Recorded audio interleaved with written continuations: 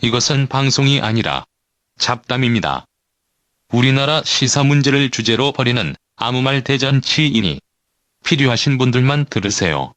미국이 어제 추가 제재, 대북 제재안을 발표를 했는데 북한을 제재하는 게 아니라 북한의 핵 개발을 도와준 나라들을 제재하겠다라고 해서 뭐 러시아, 중국 비롯해가지고 몇몇 나라들 기관, 뭐 인사 뭐 제재를 했더라고요. 네. 그러니까 이거 북한의 핵 개발을 도와줬다라는 건데 이게 북한이 외부에서 도와줘서 핵 개발을 한 건 아닐 것 같은데 쓸데없는 짓을 하는 거 아닌가. 북한 지금 뭐 계속해서 이 핵 국산화 얘기를 하고 있는 거잖아요. 북한의 핵 개발을 제일 많이 도와준 나라는 미국 아니에요? 미국 정치적으로 많이 도와줬어요. 네, 미국이 계속 강경 정책을 밀어붙여가지고 명분을 계속 줘버렸잖아. 핵 개발을 안 할 수 없게 만들어버린. 그럼 조지 부시 먼저 제재를 해야겠네. 조지 부시부터. 아니, 그래서 실제로 이제 북한의 미사일 기술이 갈수록 뭐 발전하고 있는 거는 주지의 사실이고 그동안 이제 북한이 미사일 발사하는 것 자체는 계속 보여줬기 때문에 더 이상 이제 이걸 실패라고 얘기할 수 없단 말이에요. 네. 그러니까 이제 나온 마지막 최후의 수단이 뭐냐면 재진입을 못하는 거다. 근데 재진입이 되긴 됐는데 이게 제대로 된 것은 아니다. 뭐 이런 식으로 이제 계속 얘기를 하고 있는데 얼마 전에 미 CIA에서 재진입 성공한 거다. 재진입 기술을 갖춘 거다. 이렇게 이제 발표를 했어요. 네. 그 평가서를. 그래서 야, 이제 재진입 기술까지 완전히 갖췄네. 그럼 더 이상 이제 북한의 미사일에 대해서는 불완전하다라는 얘기를 할 게 없는 상황까지 돼버렸단 말이에요. 근데 이걸 모두 그 자기 힘으로 했다. 뭐 이렇게 지금 이제 북한 미사일에 대해서 아직까지 ICBM으로 가고 있다라고 하면서 ICBM은 아니고 완성이 아니다라는 데가 지금 국방부 정도 아닌가요? 우리나라 국방부. 우리나라 국방부 말고는 지금 러시아. 러시아는 길거리 러시아. 미사일이다. 러시아는 대륙간 탄도미사일 아닌데 왜 제재하냐 그런 얘기를 했고 그리고 미국 내에서도 이제는 뭐 북한 핵을 인정해야 되는 거 아니냐 이런 얘기들이 뭐, 네. 늘어나고 있잖아요. 핵 공존을 주장하는 사람들이 이제 늘어나고 있더라고요. 네. 근데 이게 이제 그 대기권 재진입의 가장 큰 문제는 어마어마한 고온 고압인데 이거를 견딜 수 있는 능력이 있느냐. 이게 견디는 게 엄청난 그 튼튼한 재료 를 가지고 만들어야 되는데 북한에 그런 기술이 있겠냐? 없을 거다. 그러니까 결국은 외부에서 수입했을 거다. 그러니까 이 수입선을 막으면 된다. 뭐 이런 논리인 거예요. 근데 이게 과연 그럴 거냐? 이번에 보니까 뭐 북한에서 뭡니까? 화학연구소? 김정은 국무위원장이 네. 그 어디죠? 국방과학원 화학재료연구소. 네. 그래서 대륙간 탄도미사일, 미사일 소재를 개발하고 생산하는 화학재료연구소를 이제 현지지도했다. 우리나라 말로는 시찰했다고 하는데 북한 용어로 치면 현지지도겠죠. 그렇죠, 그렇죠. 네. 여기 국방과학원이 그거 아니에요? 화성 14형 첫 번째 발사할 때 그 보고서 올린 데가 국방과학원이었거든요. 아, 네. 그 두 번째는 국방과학원이 아니고 무슨 군 뭐였어요? 네. 전략군 뭔가?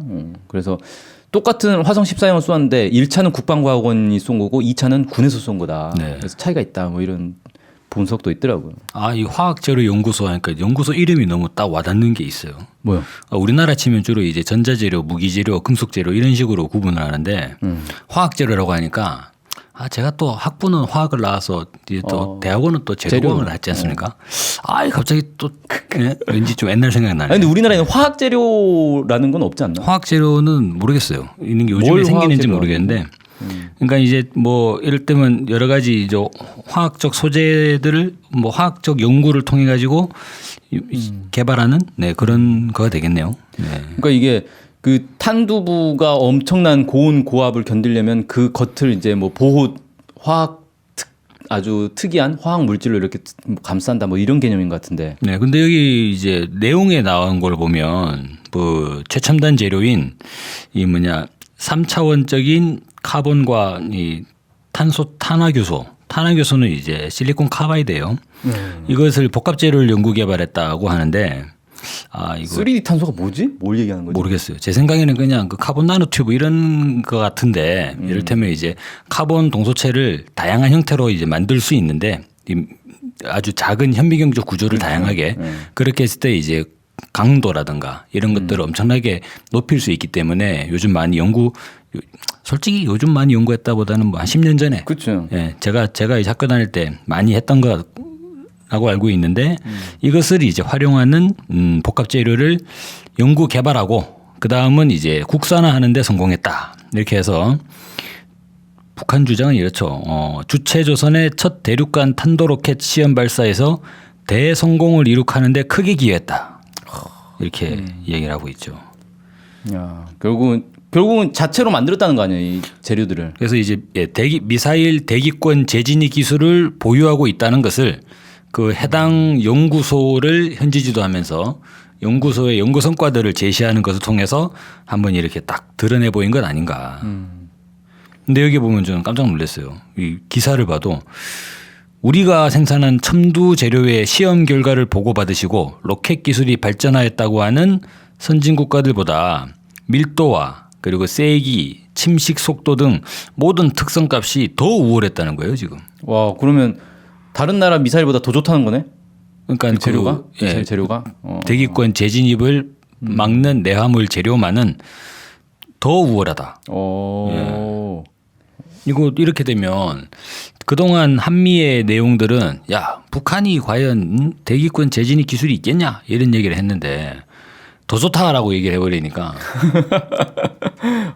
황당. 이제 또 북한의 말을 믿을 수 있냐 이거밖에 이제 할 말이 없는 거죠 이제. 야, 그 엉터리 보고서일 거다 뭐 이런 식으로 얘기할 수도 있겠구만. 자, 근데 나는 그 북한의 미사일 기술이 이제 빠르게 발전하고 있는데 발전하는 속도 자체가 거의 다른 나라하고 비교가 안 되게 빠르단 말이에요. 네. 그러니까 이게 과연 실제 지금 개발해가지고 보여주는 거겠냐. 그 이전에 이미 다 개발해놓고 하나씩 하나씩 꺼내 드는 거다. 네. 그러니까 이렇게 빨리 개발할 수 있지. 안 그러면 진짜 북한의 이 과학기술의 실력이 어마어마하게 높은 것이고 그래서 갑자기 막 야 미사일 개발하자 그러니까 막 2, 3년 내에 막 세상에 있는 모든 미사일을 다 개발해버리고 막 이런 건데 정말 그럼 어마어마한 건데. 솔직히 제가 이 자본주의적 시스템에서의 과학기술 연구 개발과 그 사회주의적 체제에서 R&D 이 둘을 비교해 봤을 때는 기술 개발 자체만 보면 사실 이 자본주의적 방식은 약간 좀 중복 투자 효율이 떨어지거든요. 경쟁을 기본적으로 개별 삼성전자만 하더라도 연구소들이. 동일한 연구 주제를 가지고 세 팀을 만든다고 하더라고. A팀, B팀, C팀. 그래가지고 경쟁을 시키는데 그중에 첫 팀이 하나를 개발하면 나머지 두 팀은 야 폐기. 그리고 보너스는 전부 다 개발팀에게 다 가는.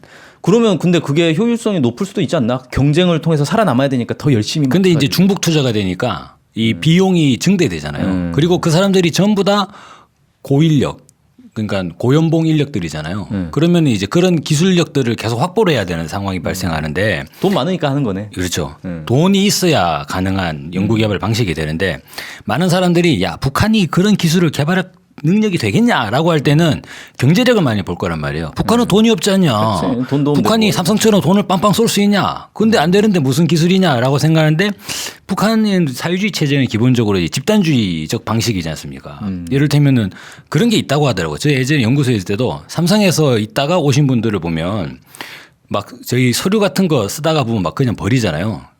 뭐 대학원 연구실에서 보면. 근데 그 장 되게 이해를 못 하는 거예요. 이거 왜 버리냐고 이거. 그럼 뭐 재활? 파쇄해야지. 파쇄. 외부의 기술이 유출될 수 그죠. 있다. 외부 기술 유출된대. 그러면서 상대 연구팀의 쓰레기통도 뒤진다는 거예요. 혹시나 삼성 뭐, 내에서 예, 같은 연구소 내에서 같은 경쟁을 하는 거죠. 그런 게 당연하게 돼 있는 사람이다 보면 서로 알아도 말을 안 하는 거죠. 저 기술 팀이 교류가 안 되는 거네. 저 팀이 우리 비밀을 알아버리면은 우리가 경쟁에서 밀려버리니까 그런 식의 비효율이 존재하는 거예요. 근데 북한 입장에서는 만약에 그렇게 되면 오히려 그게 더 큰 문제가 되고 또 모르는 거를 가르쳐주고 하면 야, 이 사람 정말 뭔가 이제 우리 국가를 위해 뭐 대단하다 이런 식으로 해서 그런 사람들이 승진하는 시스템이 아니냐. 그렇죠. 그래서 사실상 이 사회주의 연구개발 차원에서는 어떤 특정 분야에 대한 주제를 딱 선정을 하고 이거를 개발하자라고 할 때 오히려 더 개발할 수 있는 상황이 유리한 거 아니냐 이거죠. 시스템 상황을 봤을 때 비용이 적게 드는 효율적이다. 비용이 적게 드는 게 더 낫겠네. 유리하다고 해버리면 이건 또 체제를 부정하는 발언이 돼버렸어요. 유리하다고는 볼 수 없겠고 더 효율이 뛰어나다고도 볼 수 있는 효율적 방식일 수 있죠 이게. 그래서 저는 최근에 북한의 이 과학기술 개발이 계속 나오고 하는 부분들도 이게 사실상 예전에는 그런 정상적 상황이 제대로 갖춰지지 못한 일종의 좀 임시적 체제였다면 지금은 국가 상황이 전반적으로 정상화되면서 과학기술에 국가적으로 이제 딱 집중을 해버리면 투자가 엄청 되고 있죠. 예, 이게 폭발적인 과학기술 개발이 이건 가능한 거 아니냐. 이를테면 예전에 뭐 소련이나 이 중국에서 소련에서도 사실상 뭐 50년대 이럴 때 보면 과학기술에 상당한 진전이 이루어가지고 미국을 상당히 완전히 놀라게 앞서고 하는 예, 사실 우주 개발은 소련이 더 빨랐던 거 아닙니까? 이런 부분들이 있는데 북한도 이번에 이런 거 보여주는 거 보면 우리가 사회주의 체제에 대해서 한번 연구를 해봐야 된다 이거는. 그 필요가 있겠어요. 왜냐하면 집중해가지고 힘을 모으는 방식으로 연구를 해버리기 때문에 경쟁력이 뛰어날 수 있다는 거죠. 근데 비용도 적게 들 수 있을 것 같고. 그리고 이게 장기간 이 상황이 계속 가면은 미국보다 북한이 이 전략 무기 기술에서 더 앞설 수도 있는 게 뭐냐면은 미국은 지금 러시아하고의 그 전략 무기 감축 협정 때문에 네. 되게 어려움이 있어요 이게. 그러니까 있는 무기도 폐기를 하는 이 상황이다 보니까 이걸 그 협정을 피하는 무기를 계속 개발을 하고 있는 상황이거든요. 정치적 제약 조건이 있죠. 제약이 있는데 북한은 그런 게 없잖아요. 네. 내 마음대로 그냥 만들어 선언했으니까. 다 만들어 버리면 되기 때문에. 그래서 병진 노선을 이미 선언한 상황에서 아무런 제약 조건 없이 마음껏 개발하시오 해가지고 이번에 나온 보도 내용도 그거잖아요. 고체 엔진과 탄두를 꽝꽝 생산해야 된다. 이런 얘기를 막 해버리면 마구잡이로 개발을 해나갈 거란 말이에요. 그러면 트럼프의 주름은 더 깊어지겠네. 아 트럼프 어떡하냐. 야, 이거 돈 많은 양반이 주름살 평생 날 일이 없었는데 이 대통령 돼가지고 주름이 많아지겠네요. 어제 보니까 이제 미국의 이 군 수뇌부들이 한국에 와가지고 기자회견을 했는데 거기서 뭐 전략 무기를 원하는 대로 다 이렇게 갖다 주겠다. 그래서 한국을 지켜주겠다라고 얘기하고 뭐 다 미사일 다 막을 수 있다. 우리가 뭐 사드도 있고 패트리어트도 있고 뭐 심지어는 괌에 그 미사일 4발을 쏘면 사드 8발로 막으면 된다. 0.0001%도 안 된다? 뭐 그런 얘기 하던데. 뭐 그 해리슨 태평양 사령부 사령관이 미사일을 맞을 확률이 북한 미사일이 괌을 맞힐 확률은 0.0001%도 안 된다. 아 자신감이 넘치네요. 아주 확고하게 자신하더라고요. 그런데 그 이번에 어제 뉴스 보니까 그런 얘기가 나오더라고. 북한에서 미사일을 만드는데 미사일 탄두를 이 자탄 형식으로 만들어 가지고 네. 그러니까 요격 당하기 전 단계 이 대기권 밖에서 이걸 터트려 가지고 자탄이 쏟아지는 방식으로 만든다는 거예요. 네. 그렇게 해서 패트리어트 미사일이 막을 수 없게 막 여러 개가 한꺼번에 떨어져 버리면 패트리어트 미사일이 그걸 다 맞출 수가 없는 거죠. 그죠. 그 이제 우리가 상식적으로 생각할 때는 탄두가 하나가 이제 터져버려 가지고 다양한 파편으로 분산이 돼 버리면 야 그거 쪼무레기들 하고 떨어지는 탄두가 어떻게 그게 헷갈릴 수 있냐라고 생각할 수 있는데 레이더라든지 내지는 열 화상 장면으로 보게 되면 똑같은 이제 온도가 된다는 거죠. 그리고 이미 가속이 된 상태이기 때문에 이 대기권으로 재진입할 때 걔들도 다 재진입하는 거예요, 동시에. 그렇죠. 동시에 재진입을 하게 되고 그리고 매우 빠른 속도로 들어가게 되면 상당한 마찰력을 가지게 되는 거죠. 그러면 온도가 올라가게 되고. 적외선 카메라 그래서 이제 적외선 카메라로 보는 거 아니에요? 네. 그걸 탐지를. 그렇게 봤을 때 사실 수십 개의 이 영상이 떠버리는 거는 또 당연한 거고 그럼 여기서 이제 사드 미사일이 하나를 골라가지고 이제 완전히 딱 그 사드의 요격 방식은 관통형 방식이잖아요. 그렇죠. 그, 운동 에너지 예, 방식. 예. 주변에서 이제 폭발을 해가지고 뭐 하나 얻어 걸리게 이런 식의 이 충돌을 이런 식의 요격을 추구하는 게 아니란 말이에요. 그러면은 사드 북한 미사일 하나당 사드 2발 쏴가지고 상당히 애매할 수 있죠. 아니 그러니까 그런 방식이 아니라 지금 나온 얘기는 뭐냐면은 안에 탄두 자체가 여러 개를 넣어놨다는 거예요. 네. 그래서 그러니까 그 중에서 탄두가 어떤 건지 찾아가지고 맞추는 게 아니라 그 탄두 여러 개를 다 맞춰야 되는 거예요, 이게. 그러니까 그러면 북한 미사일 하나당 사드를 20개씩은 쏴야지. 네, 패트리어트 미사일 한 50개씩 막 쏘고 네. 막 이렇게 해야 지금 막을 수 있다는 얘기가 돼버리는 아, 거예요. 그럼 이렇게 돼서 그럼 미국이 와서 사드 더 사라고 하겠네. 사드를 몇 개를 팔 수 있는 예전에 미국에 더 팔 수 있는 사드가 없는데 지금. 예전에 유승민이 그랬잖아요. 그 내가 뭐랬냐? 사드 더 들어와야 된다. 그러면 야, 북한이 만약에 다탄도 미사일이 있으니 사드를 더 배치해야 된다. 이런 얘기가. 근데 이제 골 때리는 건 뭐냐면은 정작 미국은 ICBM에 지금 다탄두 미사일을 달 수가 없단 말이에요. 아까 그 얘기한 그 전략무기 감축 협정 때문에. 네. 그러니까 미국은 그렇게 제약이 걸려 있는데 북한은 마음 놓고 막 만들어 버린다. 탄두 여러 개 다탄두 미사일들을 만들어서 미국까지 날려버린다. 그럼 이제 미국 입장에서는 참 깝깝한 건데 이번에 어제 그래서 그 3명 기자회견 한 거 미군 지휘부 3명 기자회견 한 거에서 제일 인상적인 게 그거잖아요. 외교적 해법이 중요하다. 네. 그래서 자기들은 이 외교적 해법을 지원하기 위한 강력한 군사력을 제공하겠다. 이렇게 얘기했어요. 근데 군인들이 외교로 풀어야 된다라는 얘기를 하는 것 자체가 웃긴 거잖아요. 그죠. 군인들은 언제든 전쟁하면 우리가 이길 수 있다. 뭐 이런 걸 보여주든지 북한 미사일 다 막아내겠다. 그 말만 하면 되지. 외교로 좀 풀어보세요. 이 얘기를 왜 해요? 그런 말을 예전에 했던 사람들이 예전에 이제 영국의 체험벌린이라고 있어요. 체험벌린. 그 사람이 그 히틀러를 상대하다가 2차 대전 터지고 이제 쫓겨났죠. 그러고 들어온 사람이 처칠이거든요. 그러니까 이게 좀 이제 주눅이 들 때는 그런 말들 하더라고. 우리의 이 확고한 군사력. 그리고 독일은 예전에 1차 대전 때 너무 고생을 했기 때문에 설마 우리를 공격하겠냐. 이런 식으로 유야무야하다가 히틀러의 재무장이나 이런 것들 다 용인을 해줘 버렸거든. 그래서 이제 그 나약한 국제연맹 이런 거 있지 않습니까? 그때 나왔던 인물이 영국의 체험벌린인데 그러고 나서 이제 폴란드 실제로 히틀러가 폴란드 쳐들어가서 이 영국과 독일이 선전포고하고 독일이 영국에 공습을 시작하잖아요. 그러면서 영국 국민들 난리 나가지고 저 새끼 끌어내려 이래가지고 이제 쫓겨나는 거죠. 근데 그 사람이 외교적 해법을 강조하는 그런 사람들이 그런 얘기들을 많이 하는 거죠. 근데 가만히 보면은 이제 지금 요즘에 미국의 장성들을 보면 이게 뭔가 군사 기술적으로 봤을 때 실제 이거 꿀리는 게 있는 거 아니냐 지금. 그러니까 왜 외교를 이렇게 강조하는 거예요? 네, 물론 이제 미국이 북한을 따라잡을 수 없다라고 생각하지 않겠지만 이 사람들은 우리는 지금 발목에 족쇄가 채워져 있는데 러시아와의 미사일 협정이라든가 그렇죠. 그래서 그리고 이제 뭐 미 의회 내에서 쉽게 쓸 수 있죠. 그래서 이제 국방 예산을 마음껏 늘릴 수 없는 이런 제약 조건이 있는데 북한 자들은 지금 막 미사일 개발하고 있는데 우리는 이래 가지고 되겠냐라는 내부적인 반발들이 나올 법하다고 볼 수 있죠. 아이고 미국이 진짜 좀 멍청해 보이는 게 이번에 이제 그 제재한 것도 보면 러시아, 중국 이런 데를 제재를 한단 말이에요. 네.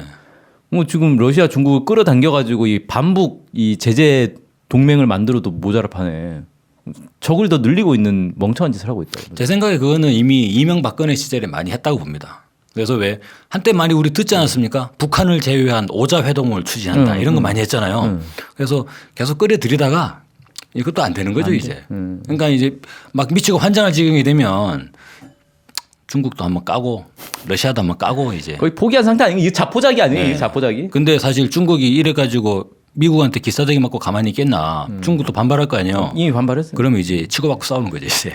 개싸움 되는 거고. 그런 수순으로 가지 않나. 시간 다 됐네. 아무튼 지금 이제 상황 보면은 북한의 군사력은 갈수록 비등해 가는데 미국은 여기에 대해서 아무런 대책도 못 내놓고 있는 오히려 분위기상 쫀 거 아니냐라는 의심을 할 만한 그런 정황들을 자꾸 내비치고 있는데 어떻게 될지. 그게 지금 우발적 상황. 그래서 이제 누구도 바라지 않았던 이걸 이제 합리적으로 예단한 이런 이제 군사 행동이 아니라 우발적 군사 행동이 나올 가능성이 높아진다는 거죠. 감정 싸움이 점점 격해질 수 있는 거니까. 그렇지. 그러다가 이제 사고가 나는 거죠. 우리 미국을 잘 봐야 돼요 요즘에. 불안하더라고. 좀 이상해. 미국 하는 게. 한 번씩 이번에 또 별들 우르르 와가지고 기자회견 하는 것도 그거 이상하잖아요. 저거 나라에서도 그렇게 모여가지고 기자회견 안 한다고. 이상해. 약간 좀 불안합니다. 이지삼도 깔아앉히고 말이야. 맞아. 이지삼도 갖다 박는 것도 좀 이상하잖아요. 네, 아무튼 오늘 방송 여기서 마치러 하겠습니다. 주권방송이 미랄영농조합법인과 함께 우리밀라면을 판매합니다. 수입산 밀이 아닌 완전 토종 호밀과 안전뱅이 밀로 만든 건강한 우리밀 라면입니다. 아이들에게도 어르신들께도 안심하고 요리해줄 수 있는 착한 라면입니다. 주권방송 홈페이지 배너를 클릭하셔서 착한 장터 페이지를 들어오시면 여러가지 종류의 라면을 주문하실 수 있습니다. 이곳에서 주문하시면 주권방송의 후원이 됩니다. 주권방송 애청자 여러분들께 안심하고 권해드립니다.